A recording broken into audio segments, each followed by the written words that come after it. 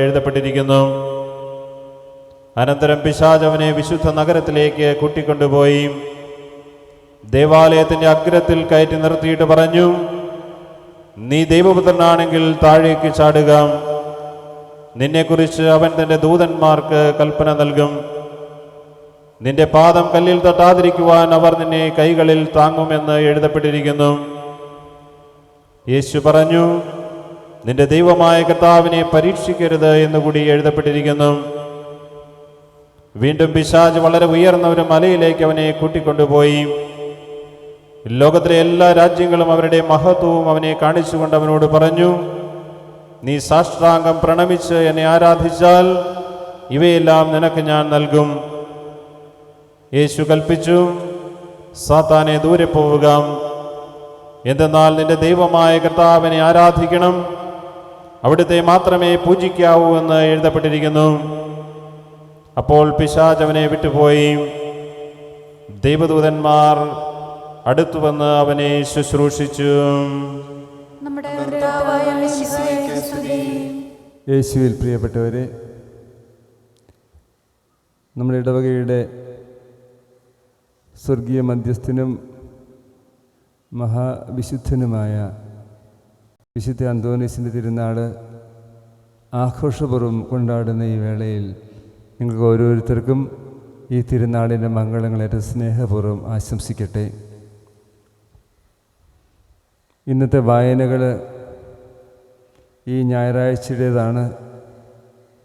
നോമ്പ് കാലത്തിൻ്റെ ആരംഭം കുറിച്ചുകൊണ്ടുള്ള വായനകളായിരുന്നു. പക്ഷെ ജീവിതം മുഴുവനും സ്വാധീനിക്കുന്ന, ജീവിതത്തെ നവീകരിക്കുന്ന കാര്യങ്ങളാണ് ആ വായനയിലുണ്ടായിരുന്നത്. പരസ്യ ജീവിതത്തിന് ഒരുങ്ങുന്ന യേശു 40 രാവും 40 പകലും മരുഭൂമിയിൽ ചെലവഴിക്കുകയാണ്. ഏത് വലിയ കാര്യത്തിന് പുറപ്പെടുമ്പോഴും ദൈവത്തിൻ്റെ കൂടെ ആയിരിക്കുക, മറ്റു തിരക്കുകളിൽ നിന്ന് മാറി നിൽക്കുന്നുള്ള സ്വാഭാവികമാണ്. ഇപ്പോൾ പിതാവ് പുതിയ മെത്രാനത്തിൽ പട്ടം സ്വീകരിക്കുന്നതിന് മുമ്പ് വലിയ തിരക്കും ഒത്തിരി കാര്യങ്ങളെങ്കിലും അവിടെ 4 ദിവസം പോയി ഏകാന്തതയിൽ ധ്യാനിച്ചിട്ടാണ് വരിക. ഓരോരുത്തരും അതെ പ്രധാന കാര്യങ്ങൾക്ക് വേണ്ടി പുറപ്പെടുമ്പോൾ അങ്ങനെ പിന്മാങ്ങലിൻ്റെ അനുഭവം ഉണ്ടാകും. യേശുവും അത് തന്നെ ചെയ്തു. 40 രാവും 40 പകലും. എന്നിട്ടൊരു സൂചനയുണ്ട്, പരീക്ഷിക്കപ്പെടുവാനായിട്ടാണ് യേശു പോകുന്നതെന്ന്. മരുഭൂമിയിൽ 40 രാവും 40 പകലും പരീക്ഷിക്കപ്പെടാനായിട്ട് പോവുകയാണ്. വലിയ കാര്യങ്ങൾ ചെയ്യുമ്പോൾ ഒരു പരീക്ഷ ആവശ്യമാണ്. ഒരു കോഴ്സിന് അഡ്മിഷൻ കിട്ടണം, എൻജിനീയറിങ്ങിന് കിട്ടണം, PGക്ക് കിട്ടണം. എന്താണ് ഒരു പരീക്ഷയ്ക്ക് ഒരുങ്ങുക മനുഷ്യൻ ചെയ്യുന്നത്? ടെസ്റ്റിന് ഒരുങ്ങുക. എന്തുമാത്രം കാശാണ് ഇപ്പോൾ പരീക്ഷയ്ക്ക് ഒരുങ്ങാൻ വേണ്ടി മനുഷ്യൻ മേടിച്ചെടുക്കുന്നത്. ഈ സാധാരണ കോളേജിൽ പോകുന്ന ഫീസൊന്നുമല്ല, പരീക്ഷയ്ക്ക് ഒരുക്കം തന്നെ ഒരു വലിയ ബിസിനസ്സായിട്ട് തീർന്നിട്ടുണ്ട്. ഏറ്റവും പ്രഗത്ഭരായ കുട്ടികളും സമ്പന്നരായ കുട്ടികളും ഏറ്റവും നല്ല ഇൻസ്റ്റിറ്റ്യൂഷനിൽ പോയിട്ട് എന്തിനാ പരീക്ഷയ്ക്ക് ഒരുങ്ങാനാണെന്ന്. പരീക്ഷയ്ക്ക് രക്ഷപ്പെടാൻ നമ്മൾ പറയണം, പക്ഷേ പരീക്ഷയ്ക്ക് ഒരുങ്ങുകയാണെന്ന്. ഏത് വലിയ കടമ്പ കടക്കണമെങ്കിലും ഒരു പരീക്ഷ ആവശ്യമുണ്ടെന്ന് ചുരുക്കം.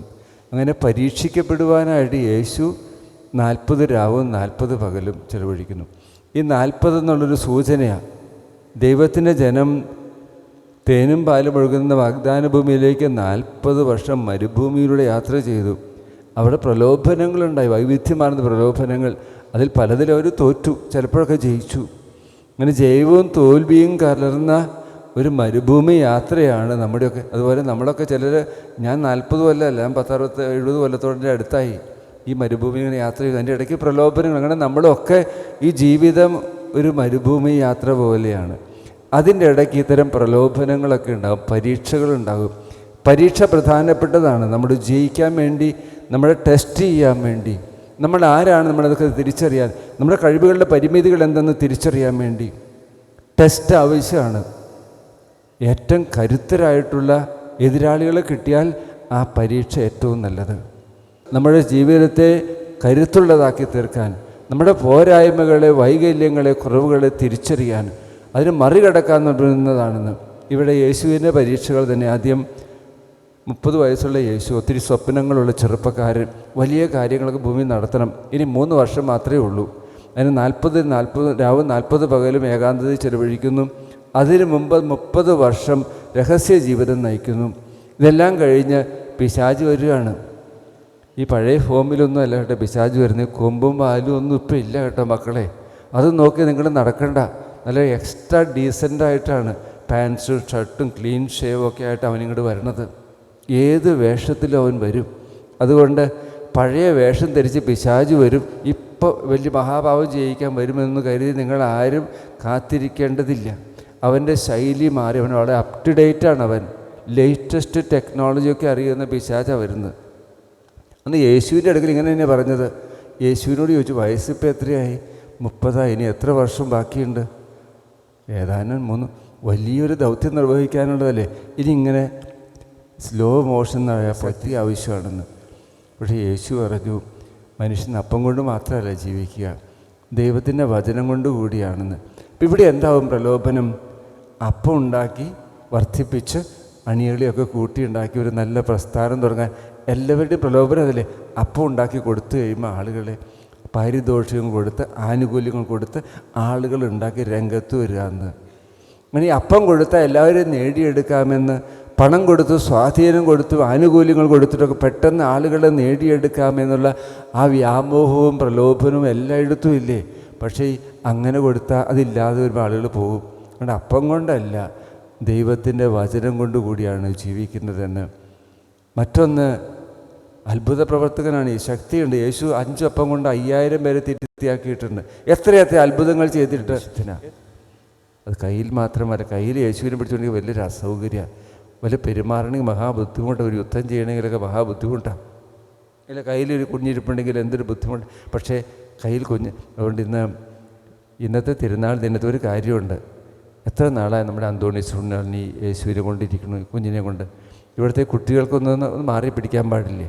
ഇന്ന് തിരുനാൾ ദിവസം അന്തോണീസേ, നീ ഫ്രീ ആയിട്ട് കൈയും വീശി നടന്നു, കൊച്ചിനെ ഞങ്ങൾ നോക്കിക്കൊള്ളാം. അതുകൊണ്ട് ഉണ്ണി ഈശോയെ ഞങ്ങൾ നോക്കിക്കൊള്ളാമെന്ന് പൈങ്ങോട്ടൂരുകാർ ഇന്ന് അന്തോണീസ് ഉണ്ണിയാണ് പറയുന്നത്. അവരെല്ലാവരും ഇന്ന് ഉണ്ണി ഈശോയെ വീട്ടിൽ കൊണ്ടുപോകണം. പെരുന്നാൾ ദിവസമല്ലേ, അദ്ദേഹത്തിനുണ്ടാവും ഒരു സന്തോഷമൊക്കെ കൈയും വീശി പെരുന്നാളൊക്കെ കൂടാനായിട്ട്. അതുകൊണ്ട് പൈങ്ങോട്ടൂരത്തെ വിശുദ്ധൻ കൈയും വീശി ഇന്ന് പെരുന്നാൾ കൂടട്ടെ. നമുക്ക് ഉണ്ണി യേശുവിനെ കൊണ്ടുപോകാം. ഉണ്ണി യേശുവിനെ കൊണ്ടുപോകാൻ തീരുമാനിച്ച ചില പ്രശ്നം ഉണ്ടാകും കേട്ടോ. ഉണ്ണി യേശുവിനെ കൊണ്ട് ഈ ഇത് പോകുമ്പോഴത്തേക്കും ഷാപ്പിൽ പോകണം തോന്നി എന്നാ ചെയ്യും? നിർത്തില്ല. 2 ചീത്ത പറയണമെന്നേ ചില പറയല്ലേ, ചീത്ത പറയും, അച്ഛൻ മിണ്ടണ്ടെന്ന് പറയില്ലേ, അച്ഛൻ കേൾക്കുമെന്ന്. അപ്പോൾ ഉണ്ണീശോ വീട്ടിൽ വന്നാലോ ഉണ്ണീശോ കേൾക്കുമെന്ന് പറയുന്നതും വിചാരിക്കുന്നതൊക്കെ. അതുകൊണ്ട് ഉണ്ണീശോയ്ക്ക് നിരക്കാതെ ചിന്തയും വാക്കൊക്കെ ഉപേക്ഷിക്കാം.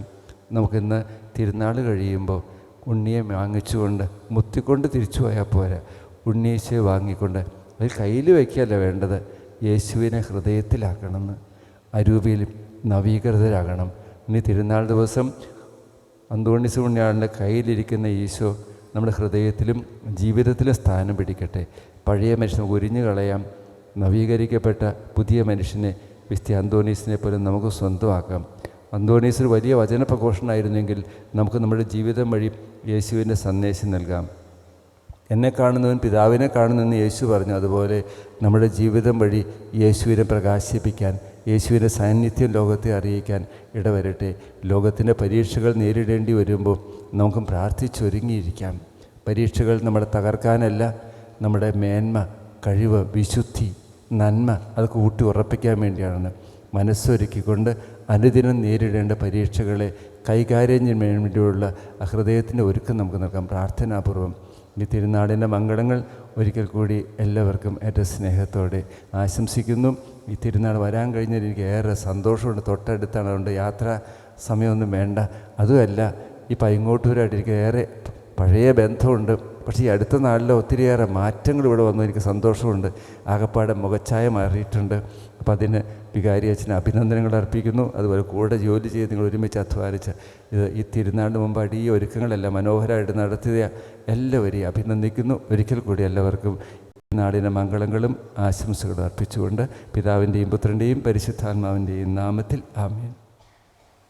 നമുക്കെല്ലാവർക്കും ഭക്തിയോടും കൂടെ കർത്താവേ ഞങ്ങളുടെ പ്രാർത്ഥന കേൾക്കണമേ എന്ന് അപേക്ഷിക്കാം. കർത്താവേ ഞങ്ങളുടെ പ്രാർത്ഥന കേൾക്കണമേ. പരിശുദ്ധാത്മാവിനാൽ വനത്തിലേക്ക് നയിക്കപ്പെടുകയും 40 രാവും 40 പകലും തപസ് അനുഷ്ഠിക്കുകയും ചെയ്ത കർത്താവേ, തപസ്സിന്റെയും പ്രായശ്ചിത്തത്തിന്റെ അരൂപിയാൽ ഞങ്ങളെ നിറയ്ക്കണമെന്ന് നിന്നോട് ഞങ്ങൾ പ്രാർത്ഥിക്കുന്നു. കർത്താവേ, ഞങ്ങളുടെ പ്രാർത്ഥന കേൾക്കണമേ. ലോകത്തിന്റെയും പാപങ്ങൾ നീക്കുന്ന ദീപകുഞ്ഞാടായ മിശിഹായെ, ഞങ്ങളുടെയും മറ്റുള്ളവരുടെയും പാപങ്ങൾക്ക് പരിഹാരം അനുഷ്ഠിക്കുവാൻ ഞങ്ങളെ ശക്തരാക്കണമെന്ന് എന്നോട് ഞങ്ങൾ പ്രാർത്ഥിക്കുന്നു. കർത്താവേ, ഞങ്ങളുടെ പ്രാർത്ഥന കേൾക്കണമേ. സ്നേഹത്തിന്റെ ബലിവസ്തുവായ മിശിഹായെ, ഞങ്ങളുടെ ശരീരത്തെയും അതിന്റെ ദുർവാസനകളുടെയും നിന്നോട് കൂടെ ക്രൂശിക്കുന്നതിന് ഞങ്ങളെ അനുഗ്രഹിക്കണമെന്ന് നിന്നോട് ഞങ്ങൾ പ്രാർത്ഥിക്കുന്നു. കർത്താവേ, ഞങ്ങളുടെ പ്രാർത്ഥന കേൾക്കണമേ. പ്രാർത്ഥനയുടെയും പരിത്യാഗത്തിന്റെയും മാർഗത്തിലൂടെ ഞങ്ങളെ നയിക്കുവാൻ ഞങ്ങളുടെ പിതാവായ മാർ ബെനഡിക്ട് പാപ്പായെയും ഞങ്ങളുടെ സഭയുടെ തലവന് പിതാവുമായ മാർ ഗീവർഗീസ് മെത്രാപ്പൊലീത്തായെയും ഞങ്ങളുടെ മേലധ്യക്ഷ പിതാവുമായ മാർ ജോർജ് മെത്രാനെയും മറ്റെല്ലാ മെത്രാന്മാരെയും അനുഗ്രഹിക്കണമെന്ന് അങ്ങയോട് ഞങ്ങൾ പ്രാർത്ഥിക്കുന്നു. കർത്താവേ, ഞങ്ങളുടെ പ്രാർത്ഥന കേൾക്കണമേ. നമുക്കെല്ലാവർക്കും നമ്മെ നാം ഓരോരുത്തരെയും പിതാവിനും പുത്രനും പരിശുദ്ധാത്മാവിനും സമർപ്പിക്കാം. ഞങ്ങളുടെ ദൈവമായ കർത്താവേ, മിശിഹായുടെ സഹന ജീവിതത്തോട് യോജിച്ചുകൊണ്ട് ആത്മവിശുദ്ധീകരണത്തിനായി യത്നിക്കുന്ന അങ്ങയുടെ സഭയെ കാരുണ്യപുരം കടാക്ഷിക്കണമേ. കുരിശുകൾ സന്തോഷത്തോടെ വഹിച്ചുകൊണ്ട് അങ്ങയുടെ തിരുക്കുമാരൻ്റെ ബലിജീവിതം തുടരുവാൻ ഞങ്ങളെ ശക്തരാക്കണമേ. യഥാർത്ഥമായ പ്രാർത്ഥനാ ചൈതന്യവും സഹോദര സ്നേഹവും ആത്മപരിത്യാഗവും പുലർത്തിക്കൊണ്ട് ഈ നോമ്പുകാലം ഫലദായകമാക്കുവാൻ ഞങ്ങളെ സഹായിക്കുകയും ചെയ്യണമേ. കർത്താവെ, ആശീർവദിക്കണമേ. സഹോദരരെ, നിങ്ങൾ കൈപ്പിലെ തലകുനിക്കുകയും ആശീർവാദം സ്വീകരിക്കുകയും ചെയ്യുവിൻ. കർത്താവേ, ശക്തനായ അങ്ങയുടെ അഭിഷിക്തൻ കഠിനമായ പിഴകൾ അനുഭവിച്ച് വീണ്ടെടുത്തും അജഗണമായ പരിശുദ്ധ കത്തോലിക്ക സഭ അങ്ങയുടേതാകുന്നു. ദൈവസ്വഭാവത്തിൽ അങ്ങുമായി ഒന്നായിരിക്കുന്ന പരിശുദ്ധാത്മാവിൻ്റെ കൃപാവരത്താൽ യഥാർത്ഥ പൗരോഹിത്യത്തിൻ്റെ പദവികൾ കൈവപ്പ് വഴി നൽകപ്പെടുന്നു. വിശ്വാസികൾക്ക് ആത്മീയ ശുശ്രൂഷ ചെയ്യുന്നതിന് പരിശുദ്ധമായ സഭാശരീരത്തിലെയും സവിശേഷാംഗങ്ങളാകുവാൻ നിസ്സാരരും ബലഹീനരുമായ ഞങ്ങളെ അങ്ങ് കാരുണ്യാതിരേകത്താൽ യോഗ്യരാക്കിയും കർത്താവേ, അങ്ങയുടെ കൃപാവരം ഞങ്ങളിൽ നിറയ്ക്കുകയും അങ്ങയുടെ ദാനങ്ങൾ ഞങ്ങളുടെ കരങ്ങൾ വഴി വർഷിക്കുകയും ചെയ്യണമേ. അങ്ങയുടെ കാരുണ്യവും അനുഗ്രഹവും ഞങ്ങളുടെയും അങ്ങ് തിരഞ്ഞെടുത്ത ഈ ജനത്തിൻ്റെയും മേലുണ്ടാകുമാറാകട്ടെ.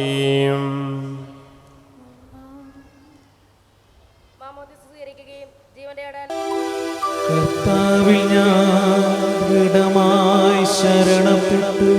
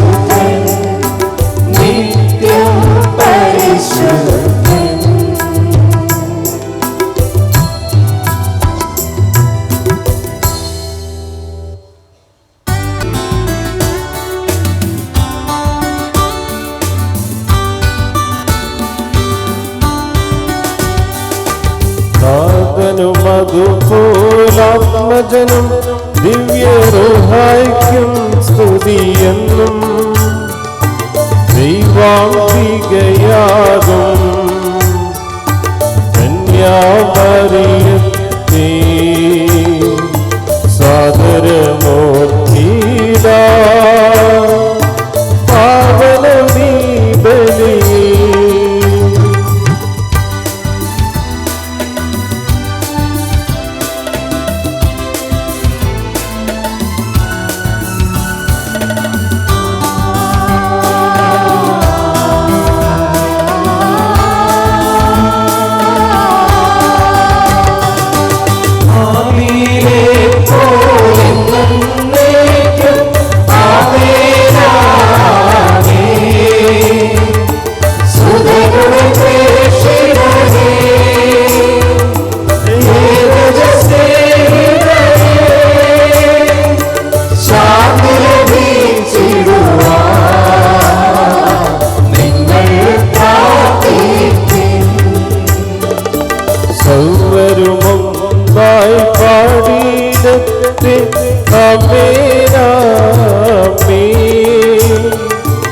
ആത്മാവിനെയും സാക്ഷികളെയും സൽക്കർമ്മികളെയും ബലിയിലോത്തീടാ.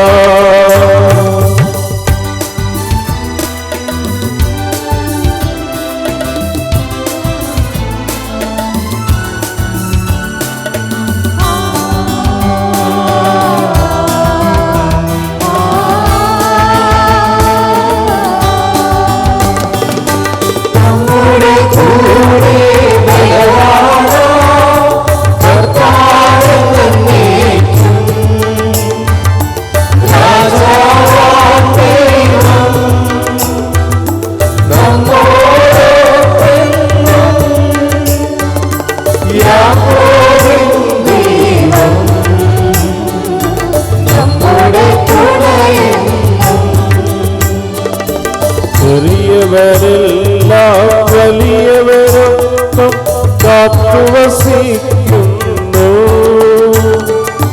മൃതരെല്ലാരും നിൻ മഹിതോദ്ധാനത്തിൽ ശരണം തേടുന്നു. ഉദ്ധിതരായിടുവാൻ